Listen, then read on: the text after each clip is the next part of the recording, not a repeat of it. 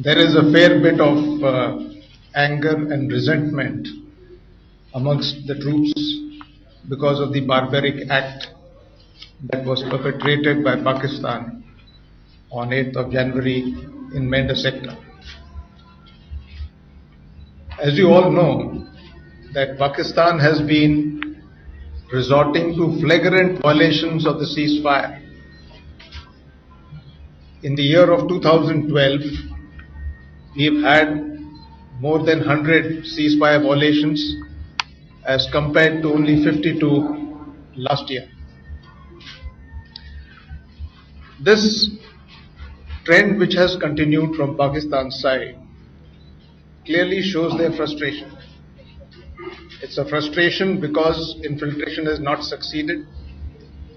It's a frustration because the conditions and situation in the state of J&K is peaceful. And it's a frustration because they have not succeeded in their own agenda of disturbing the peace and tranquility in J&K. Pakistan has been resorting to such violations in the past also, basically to provoke us and provoke in a manner that the LC becomes hot and active. However, our troops have exercised great restraint, and we understand that we do not want an active or a hot LC, because that precisely allows more infiltration to take place. Very briefly, you are very aware of what has happened on 8th of January. On 8th of January, Pakistan, taking the excuse of a false accusation of Indian troops having carried out a raid in Uri sector on 6th January, breached the LC and ambushed a patrol of ours in Menda sector, in which 2 of our soldiers were killed, and in a very barbaric and a gruesome act, they mutilated the bodies of the 2 soldiers. They decapacitated one of the bodies. This act is not only barbaric and unpardonable, it violates all tenets of rules of engagement. It violates the Geneva Convention, and it violates the spirit of the ceasefire agreement between the both countries. My heart goes out to the families of these 2 soldiers and their colleagues in their unit, and on behalf of the entire Northern Army, the entire army, I extend my condolences to the members of the family and to all my soldiers deployed on the line of control. I wish to state that the sacrifice made by 2 soldiers will not go in vain. As far as our own reactions is concerned, our troops are alert, they are prepared. We have always followed the dictum of respecting the ceasefire agreement. However, whenever we are provoked, we have retaliated, and we will continue to do so. And we will be effective when we retaliate. The anger and resentment amongst the troops needs to be guarded. In the last 4 or 5 days, I have extensively toured the forward areas. I have met commanders, I have met commanding officers, I have met the troops, and I have appealed to them to remain calm but alert and committed to their job of defending the borders. I'm very sure that they will deliver when it requires. Our chief has already spoken yesterday, and his directions are very clear that we will choose the time and place for our own response. I would like to dispel some of the misapprehensions which have been floating around in the past few days as regards the allegations made by Pakistan. And I'd like to take your mind to the two maps which are displayed on my right and left. I'll take on questions on this later, but let me basically tell you what is the situation in Uri sector. On my left is the map of the Uri sector. This is Churunda village in the bottom. Where you see India written is the place where our post is. That is where our post is, in this area. Now this is an area which is fairly open and can be seen across the line of control from Pakistan side. This line denotes the LC. And this LC goes south and runs southwards in a nala, which is the shortest route from the Pakistani picket to Uri. Therefore, this becomes a very favored infiltration route. Pakistan has continually tried to infiltrate terrorists from here, from this nala across, and we have prevented that effectively. It is this agitation and desperation which compels them from firing at our post from Kalsi and Savanpathri onto the areas. There was a notion which some of the media houses also put up, that this firing is because we have constructed bunkers here. There are bunkers, when you see from the binoculars, they are concrete bunkers in Kalsi area of Pakistan. What we have are temporary stone pitching walls which give us shelter. We are well aware of the rule position of no new constructions near the LC.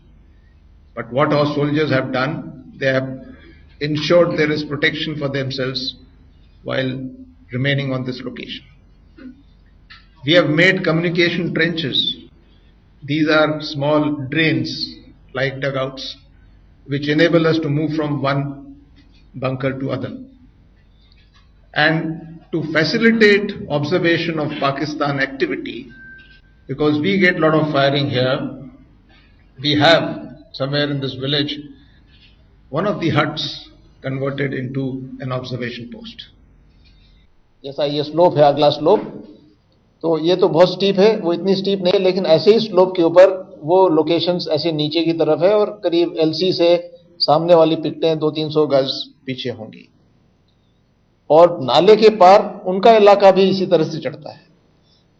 तो दोनों तरफ से जो नीचे वाले इलाके हैं एक दूसरे को डोमिनेट करते हैं। हमारे पास ट्रूप्स की कमी नहीं है और इलाके की देखभाल करने के लिए वो महफूज हैं। उपकरणों का इस्तेमाल किया जा रहा है, लेकिन आप ठीक कह रहे हैं कि जब ये वाकया हो गया है तो हमने उस इलाके में इसको और मजबूत करने के लिए भी कदम उठाए हैं, ना ही इस इलाके में और इलाकों में भी। लेकिन ये बता दूं कि इलाके बहुत बड़े हैं और आप हर जगह जो है उपकरण और माइंस इत्यादि नहीं लगा सकते हैं।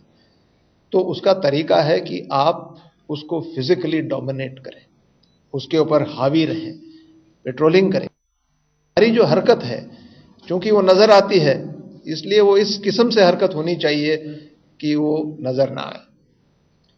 हरबंस साहब, आपने जो सवाल पूछा, तो पहली बात जो आपने उपकरणों की कही थी, हमारे पास जो डिफेंसेस को मजबूत करने के लिए उपकरण की जरूरत है वो हमारे पास हैं। नाइट विजन डिवाइसेस हैं और अर्ली वार्निंग देने के लिए भी उपकरण हैं। BFSR, TIOEs, LOROs, इस किस्म की उपकरण हैं जो रात में भी देख सकते हैं।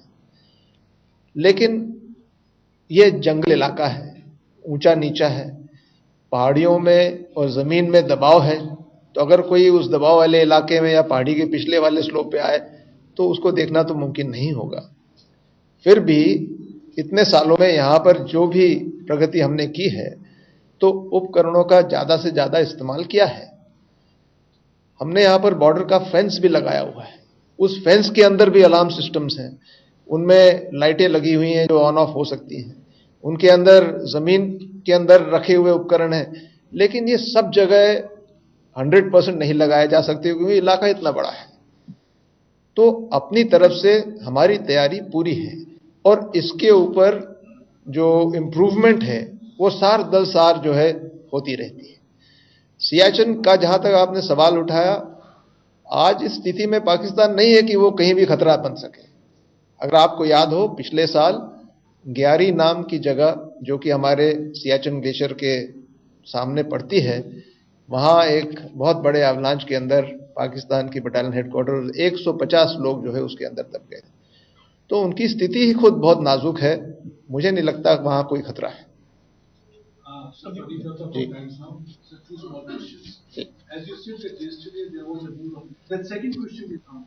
Okay, your first question about what is the purpose that we have achieved of having a flag meeting. Let me say that flag meeting is one of the many other means of managing the border issues. Because of the events and the frictions that have been caused by the raid and the brutal killing of our soldiers, there is anger and there is resentment. So we have protested very strongly. Pakistan has always been in a denial mode. And let me give you this little example as to how this bluff has been called. The last time when the Pakistan's bluff was called was when Osama bin Laden was killed in Pakistan. They kept denying, "Hai nahi sahab, hame nahi pata." But what happened? You know. Take the example of the events of 6th and 8th. You have listened, you have been a media person yourself, we have been watching the media, we watched the Pakistan television and some of the people who have come and spoken on our chat shows, panel discussions. Everybody said कि जनाब आपने 6 तारीख को cease fire line को पार करके हमारे इलाके में रेड किया, हमारा आदमी मारा, इसलिए 8 तारीख को हमने किया। What does Pakistani army say? जैसे हमें तो इससे कोई लेना देना नहीं, ना हम वहां गए, ना पार हुए, ना हमने कोई जो है म्यूटिलेशन की। You see the contradiction. अगर एक तरफ आप कह रहे हैं कि 8 तारीख का जो वाकया हुआ था वो रिटेलिएशन में था क्योंकि आपने ऐसा किया, पहली बात हमने वैसा किया ही नहीं है, झूठ है। दूसरी बात, जो रिटेलिएशन आप कह रहे हैं तो आप मानते क्यों नहीं कि आपने रिटेलिएशन किया? उसमें भी उन्हें परेशानी हो रही है। जो मीटिंग हुई उसका मकसद एक था कि आमने सामने बात हो। अभी तो हम मीडिया के थ्रू बात हो रही है, इधर के उधर के हम हॉटलाइन पे कर, आमने सामने जो एक दूसरे की जो खरोश है, जो जोश है, जो दिक्कत है, वो पेश की गई। मुझे पूरा भरोसा है कि ये बात उनके तक पहुंचेगी। और जो बॉडी लैंग्वेज है वो बहुत महत्वपूर्ण है कि हमारे ब्रिगेडियर साहब ने जो उन्हें बात बताई वो इस तरीके से बताई कि आप इसको मजाक में मत लो। We insisted that they must return the head. We insisted that they must desist from flagrantly violating the LC. We drew their attention to the frequent firing that they have carried out in the area of Punch, Krishna Ghati, Mandar, Rajouri sectors, as well as Uri and Naugaon sectors in the valley. We also told them that they have planted mines into our forward areas while they were firing on our pickets in the Nangi Tekdi area. We showed them the photographs of the Pakistani mines which were recovered. We also told them that when they had agreed for the meeting a night previous, that is on 13-14 night, despite agreeing to have a meeting, they again violated the ceasefire in Nangi Tekdi area, and this time they were trying to be clever by firing on our pickets from across the Punch river, from pickets called Mirza 1, Mirza 2. Now these pickets are located within built-up areas in the habited areas. They wanted that we should retaliate so that there are civilian casualties, and they were all set to bring their UN observers there to show them what we have done. We understand their tactics. So we told them that they are not only violating the ceasefire line and the agreement, they are in a very cowardly manner using the shield of the civilians. trying to fire at us from areas which are habited by civilians so that they get reactions. And they were told that we will not hesitate to fire on you if you do so. And if there are civilian casualties, you will be responsible. All this was stated by our representative to the Pakistan representative. The Pakistan representative was carrying a written paper. He was rigid. He read out from that, and the text of what he read out was a total denial. We are not violating ceasefire, you are violating. He said, we have not even done anything on it. Leave aside cutting anybody's head and doing a raid across. They said, we have not done anything. They said, it is you who dropped our people. Indeed, there was a casualty opposite the Mentor sector next day because our troops are not idle. We dropped a chap. You dropped another guy elsewhere also. But this is retaliation to the provocation. They totally denied everything. He took the photographs of the mines which were shown to him, and then after a brief thought returned it, and he said, I have nothing to do with this, you can keep it back. They did not challenge or disagree to what we had said, but they continued to deny everything. And as per them, we had raided that area. We brought to their notice all these things that we have told you today, that this raid is not possible. And when I can shoot his post from my area, from where I am, I can have a direct shooting with the direct firing weapons and my small arms. I don't need to go there. This post has 22 people. And if a small detachment of Ghatak is supposed to have gone there, we could have inflicted much more casualties on them. Not just one chap killed and one wounded. So this whole story does not stand on its head at all. At the end of the meeting, the conclusion was that they were as adamant and arrogant as they are. They are not ready to accept anything. Our side, in the end, told them that we respect the ceasefire agreement. We will continue to respect it, but not if we are provoked. We will not hesitate to respond. That is what happened in the meeting. The meeting ended after they shook hands and left. However, the body language was of reluctance, as I can state here. But they very well understand what we have conveyed to them and what is being conveyed. It was conveyed on the hotline. It was conveyed in the DGMO's meeting. I think it has been conveyed at the diplomatic level as well. One more point I want to bring to your notice is, we had the meeting on 14th, that is yesterday. After 2-3 requests, they agreed on 13th that we will meet. On the night of 13-14, they fired at Nangi Tekdi from the Mirza post at 8:30. It was not just small arms, they fired mortars. We spoke to them on the hotline and we told them that, look, you have just agreed for a meeting. Why are you violating the ceasefire now? And we told them something else, that we are recording this entire thing. The firing stopped in 5 minutes.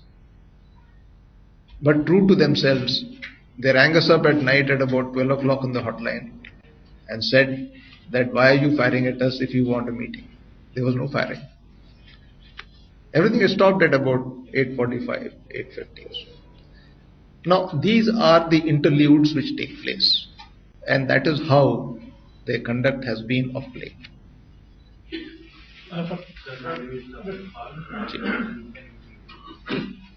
Sir, after the major incident, there have been several cases of ceasefire violations and firing on the 19th road. Are there any inputs of infiltration bids also during this time? One, and number two also, sir, there have been so many ceasefire violations in the past. Why suddenly Pakistan has raised up this issue in Uri and Palestine continuing to raise up the issue? Any specific reason for that? Okay. The answer to your first question, whether the recent ceasefire violations have followed with infiltration bids, that is no. We haven't noticed any infiltration that has taken place. I think the aggravation which has taken place is basically with the army. And because of their designs to activate the LC, the focus was more to activate the LC than to support this. That's the first answer to your first question. Why have they chosen Uri and Nangi Tekdi to increase the ceasefire violations? As far as Uri is concerned, I told you that the Kalsi post which you see here, the Nala running from its south, is the shortest route to Uri. In the past also they have attempted to use this route for infiltration. It's the easiest one for them. But we have fair amount of deployments in the Nala and we dominate it from where we are. So we have not been able to, they have not been able to make successful infiltration from this area. So it is their frustration which is telling.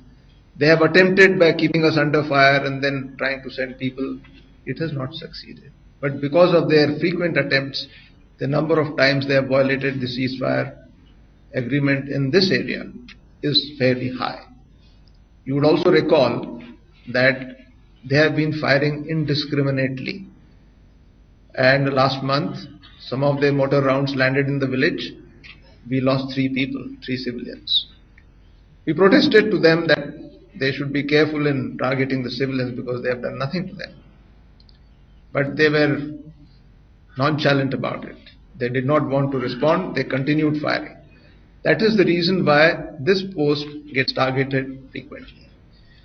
Okay, let me kill this point here that there have been some stories in some media circles to say that this entire thing has started in Uri because one 70-year-old woman went away from here and it was alleged that she went in on 11th of September last year. I don't think this matter can be more laughable than this. Indian Army does not get provoked because one lady goes across. Secondly, that lady actually went across in the year of the Lord 2011 in September, not in 11th September 12.